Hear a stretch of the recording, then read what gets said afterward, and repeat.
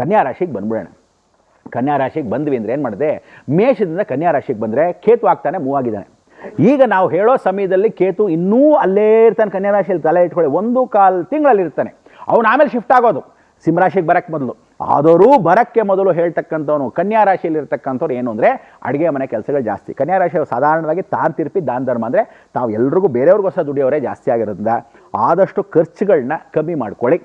ಬೇರೆಯವ್ರನ್ನ ಅಯ್ಯೋ ಅನ್ನೋದು ಬಿಡಿ. ನೀವು ಫಸ್ಟ್ ಊಟ ಮಾಡ್ಕೊಳ್ಳಿ, ಗ್ಯಾಸ್ಟ್ರಿಕ್ ನೋಡ್ಕೋಬಾರ್ದು. ವಿಶೇಷವಾಗಿ ಅಯ್ಯೋ ಟೈಮ್ ತಿಂದೇ ಇದ್ದರೆ ಹಿಂಗಾಗೋಯ್ತಲ್ಲಪ್ಪ ಅಂತ ಒದ್ದಾಡಬೇಡಿ.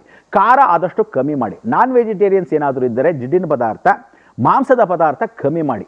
ಅಕಸ್ಮಾತ್ ಮೀನು ಪದಾರ್ಥ ತಿನ್ನೋ ಹಾಗಿದ್ರೆ ತಿನ್ಕೊಳ್ಳಿ. ನೀರಿನ ಅಂಶದಲ್ಲಿ ಏನಾದರೂ ಬೇಕಾದ್ರೆ ಮಾಡ್ಕೊಳ್ಳಿ. ಹೊರತು ನೀವು ನಾನ್ ವೆಜ್ಜಲ್ಲಿ ಮಾಂಸದ ಪದಾರ್ಥ ತಿಂದರೆ ಜೀರ್ಣಶಕ್ತಿನೇ ಮೊದಲೇ ಕಮ್ಮಿ ಇರುತ್ತೆ.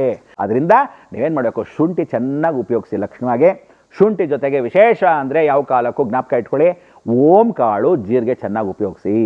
ನೀರು ಚೆನ್ನಾಗಿ ಕುಡಿ. ಡೈಜೆಷನ್ ಕಮ್ಮಿ ಇರುತ್ತೆ ಇನ್ನು ಮೇಲೆ ನಿಮಗೆ. ಆ ಕಮ್ಮಿ ಇರೋದು ಎಲ್ಲಿವರೆಗೂ 2 ಇಯರ್ಸ್ ಕಮ್ಮಿ ಇರುತ್ತೆ. ಸೊ ಆ ಡೈಜೆಷನ್ಗೆ ಜಾಸ್ತಿ ಆದಷ್ಟು ಪ್ರಯತ್ನ ಪಟ್ಟರೆ ಭಾಳ ಉತ್ತಮ. ಸೊ ಕನ್ಯಾ ರಾಶಿಯಲ್ಲಿ ಒಂದೇನು ಅಂದರೆ ಹೊಸದಾಗಿ ಹುಡ್ಕೊಂಬಂದರೆ ಯಾವ ಕಾಲಕ್ಕೂ ಸಡನ್ನಾಗಿ ಮದುವೆ ಮಾಡಬೇಡಿ. ಸೆಪ್ಟೆಂಬರ್ವರೆಗೂ ಕನ್ಯಾ ರಾಶಿಯವರು ಹೊಸದಾಗಿ ಏನಾದರೂ ಬಂದರೆ ಸೆಪ್ಟೆಂಬರ್ವರೆಗೂ ಮದುವೆಗಳು ಮಾಡೋಕ್ಕೆ ಹೋಗ್ಬೇಡಿ. ಯಾಕಂದರೆ ಜಾತಕ ಹೊಂದ್ಕೊಂಡ್ಬಿಡುತ್ತೆ, ಚೆನ್ನಾಗಿದೆ ಅಂತ ಮಾಡ್ಬಿಡ್ತೀರಾ. ಆದರೆ ಅದು ಸುಳ್ಳು ಜಾತಕ ಆಗಿರುತ್ತೆ. ಕೇತು ಬಂದು ಸುಳ್ಳು. ಆಮೇಲೆ ಯಾರು ಕನ್ಯಾ ರಾಶಿಯಲ್ಲಿ ಇರ್ತೀರೋ, ಯಾರು ವೃಶ್ಚಿಕ ರಾಶಿಯಲ್ಲಿ ಇರ್ತೀರೋ, ಯಾರು ತುಲಾ ರಾಶಿ ಇರ್ತೀರೋ, ಈ ಮೂರು ಜ್ಞಾಪಕ ಇಟ್ಕೊಳ್ಳಿ.